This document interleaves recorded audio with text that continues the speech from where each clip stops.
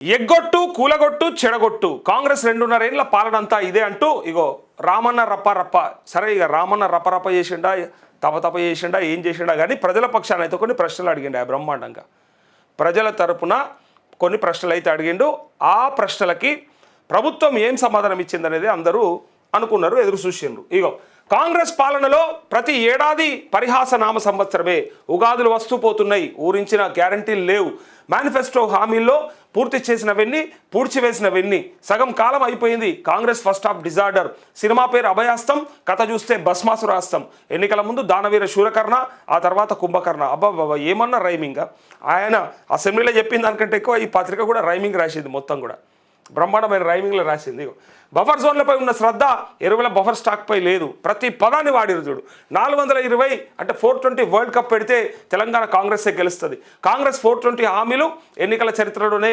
అతిపెద్ద ఢోకా ఒకవైపు గృహమేధ యాగం మరోవైపు గ్రాఫిక్స్ బండారం మర్యాద సంస్కారాలకు కాంగ్రెస్ దహన సంస్కారాలు ప్రజాపాలన ఎంజాయ్ చేస్తున్నది ఇద్దరే దొంగలు దోమలు ఆగో సుశీరా దొంగలు దోమలు ఇద్దరే ఎంజాయ్ చేస్తున్నారట ప్రజాపాలన ఇంకొకరు చేస్తలేరట ఫాగింగ్ చేసే దిక్కులేనప్పుడు వీధులకు దోమల హిల్స్ దోమలాబాదు దోమలాపూర్ దోమలగుట్ట ఇంకేమైనా ఉంటే దోమల తండా అట్లాంటివన్నీ కూడా పెట్టమని చెప్పి కేటీఆర్ అంటా ఉన్నాడు ఇక చూడండి బాకీలు బకాయిలు డైవర్షన్లు కమిషన్లు బుల్డోజర్ల చప్పులు బూతుల మూతలు ఆల్ టైమ్ రికార్డ్ అప్పులు క్యూలో చెప్పులు నోటిఫికేషన్లు నిల్లు నోటిఫికేషన్లు ఫుల్లు చెక్ డ్యాంలు పేల్చివేత అడుగడుగున అంచివేత క్రెడిట్ చౌర్యం భూముల బేరం స్కాముల గలగల స్కీముల వెలవెల రైతులకు బేడీలు నిరుద్యోగులపై లాఠీలు ఫిరాయింపుల కంపు బస్సు ఛార్జీల వాయింపు ఫుడ్ పాయిజన్ చావులు ఫుట్బాల్ సరదాలు గల్లీల్లో చెత్తకుప్పలు ఢిల్లీకి విమానయాత్రలు మాటలు దడేల్ చేతుల తుపేల్ దరఖాస్తులు దండాలు దఫ్తర్లు 28 నెలల కాంగ్రెస్ పాలన అంతా అంతే అంటూ ఇక్కడ కేసీఆర్ ప్రసంగం మంత్రుల ఆటంకం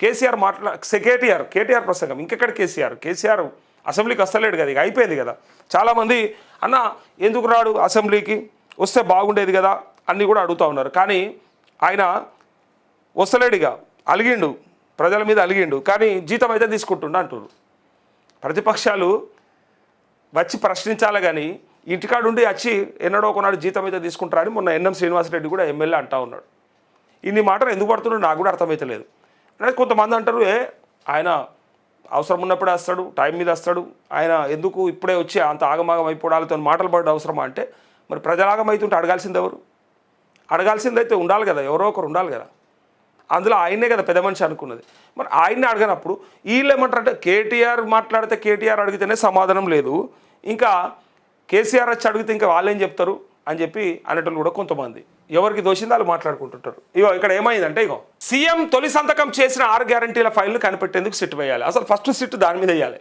స్పెషల్ ఇన్వెస్టిగేషన్ టీం దర్యాప్తు చేయాల్సింది అసలు 6 గ్యారంటీలది యాడుంది కాడు ఎవరు దాన్ని వెతికేది ఎక్కడ దొరుకుతుంది ఉందా అసలు కాంగ్రెస్ వాళ్ళ దగ్గర ఉందా అని అడుగుతా ఉన్నారు బాకీ కార్డుగా గ్యారంటీ కార్డు అయినా అన్నీ అమలైనట్టు ఇతర రాష్ట్రాల్లో ప్రచారం తలసరి ఆదాయంలో నెంబర్ 1గా ఉన్న తెలంగాణను 6వ స్థానానికి దిగజార్చారు ఇది జీరో వాల్యూ సర్కార్ ఆయన జీరో వాల్యూ సీఎం అంటూ అసెంబ్లీలో కేటీఆర్ ధ్వజం బీఆర్ఎస్ హయాంలో ఉసేన్ బోల్టులా ఉరికిన ఆర్థిక వ్యవస్థ కాంగ్రెస్ అధికారంలోకి వచ్చినాక ఉసూరుమంటుంది 7,000 ఉద్యోగాలు తగ్గినట్టు గవర్నర్ ప్రసంగంలోనే ఉంది ఇదైతే మరీ సిగ్గుచేటు గవర్నర్ ప్రసంగంలోనే దుద్దిల శ్రీధర్ బాబు వాళ్ళ శాఖ తరపున ఆయన ఓపెన్గా ఒక లెక్క చెప్పిండు ఒక అంకె చెప్పిండు టైమ్స్ ఆఫ్ ఇండియా రాసింది అది ఆయన చెప్పినటువంటి ఒక టైమ్స్ ఆఫ్ ఇండియా కాదు మొత్తం అన్ని పత్రికలు రాసినాయి ఎన్ని లక్షల ఉద్యోగాలు ఉన్నాయి ఎన్ని లక్షల ఉద్యోగాలు ఇచ్చే అవకాశం ఉంది లాంటి విషయాన్ని ఆయన ప్రైవేటు నేను చెప్పేది సాఫ్ట్వేర్ కంపెనీలకు సంబంధించింది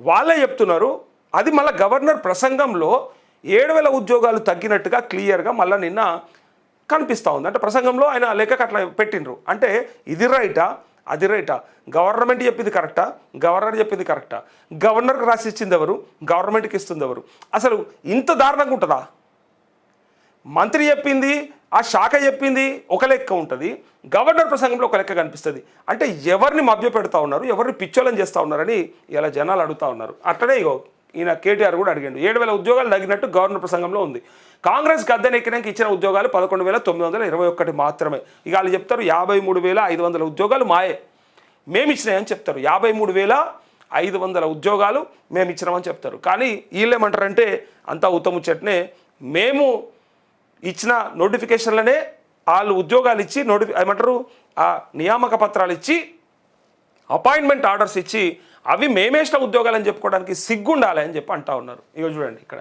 ఇగో 11,921 మాత్రమే మీరు ఇచ్చిర్రు అంటుండు. గ్లోబల్ సమ్మిట్తో వచ్చిన పెట్టుబడులపై శ్వేతపత్రం ఇవ్వాలి. ప్రపంచ స్థాయి ఔషధ నగరిని దెబ్బతీసి రియల్ ఎస్టేట్ దందా, మహిళలకు వడ్డీ లేని రుణాలపైన సర్కారు అన్నీ అబద్ధాలే. 57,000 కోట్లు నిజంగా ఇచ్చినట్టు నిరూపిస్తే రాజీనామాకు రెడీ. రుణమాఫీ సంపూర్ణంగా చేసినట్టు చూపించినా రిజైన్ చేస్తా. గది చెప్పినా అయిపోతుంది కదా. రుణమాఫీ కంప్లీట్ అయిపోయిందని చెప్పి మీరే చెప్పిండ్రు, అందరికీ చేసేసినాం, ఇంకా ఎవ్వరూ పెండింగ్ లేరు అన్నట్టుగా మాట్లాడారు.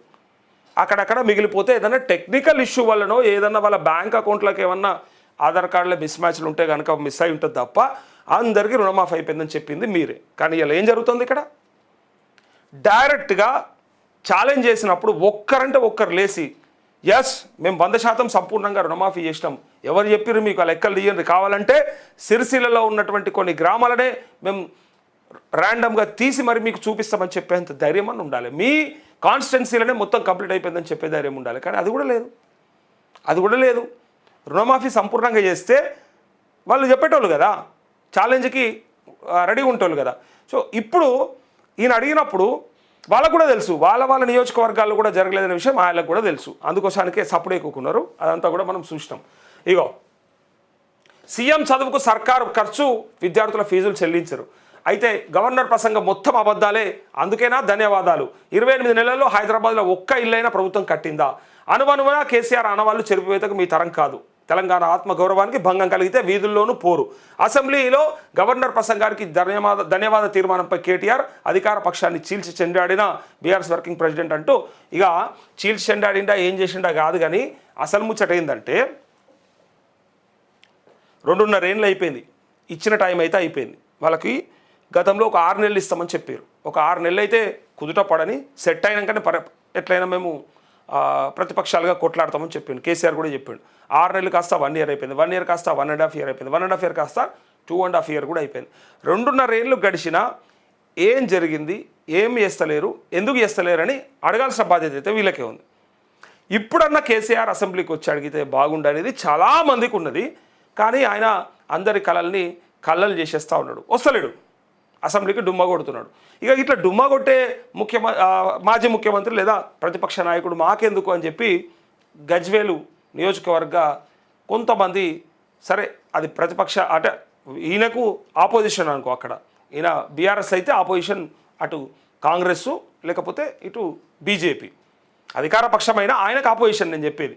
సో ఆ ఇద్దరు కలిసి ఫామ్ హౌస్ కాడ కూర్చొని ఎర్రవెల్లి ఫామ్ హౌస్ కాడ మాకు మా ఎమ్మెల్యే కనబడతలేడు, మాకు మా ఎమ్మెల్యే పనిచేస్తలేడు, మాకు మా ఎమ్మెల్యే దొరుకుతలేడు, మరి ఇట్లయితే మా నియోజకవర్గ సమస్యల్ని ఎవరు తీర్చాలి అని చెప్పేసి ఖుద్దు మీ నియోజకవర్గం వల్లే అడుగుతూ ఉన్నారు.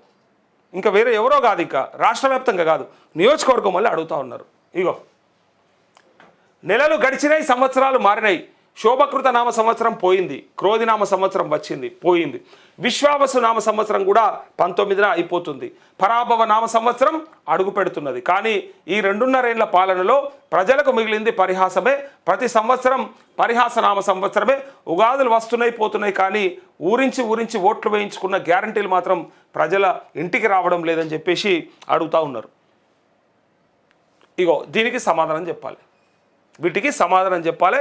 చెప్తేనే జనాలకి కొంతలో కొంత మీ పైన అభిప్రాయం ఉంటుంది. ఏమని ప్రజాపాలన అన్నారు, కానీ కనీసం ఉన్న ప్రభుత్వంలోంచి చెప్పగలిగేటట్టన్నా ఉండాలి. అంటే ఇగో పలానా పనులల్లా మీరు మాట్లాడుతున్నాయని కూడా ఆరోపణలే, ఆధారాలు లేవు, ఎవరు చెప్పిండు, మేము ఇగో ఇంత రుణమాఫీ చేసినాం, ఇంత రైతు బంధు చేసినాం, ఇంత రైతులకు మంచి చేసినాం, ఈ మూసీ కోసానికి మా డిపిఆర్ ఇది, మా ప్రయత్నం ఇది, గాంధీ సరోవర్కి మేము ఎంత ఖర్చు పెట్టదలుచుకున్నాము, ఇక భూముల సంగతి ఏంది, వేలం సంగతి ఏంది, అన్నీ కూడా క్లియర్గా చెప్పాలి. ఇప్పుడు వాళ్ళు అడగడానికి వీళ్ళు ఉన్నారు అసెంబ్లీలో, వాళ్ళు చెప్పనీకి ఉండాలి. ప్రజలకు తెలిసేది వాళ్ళు చెప్తేనే, లేకపోతే ఎట్లా తెలుస్తుంది? లేకపోతే తెలియదు కదా.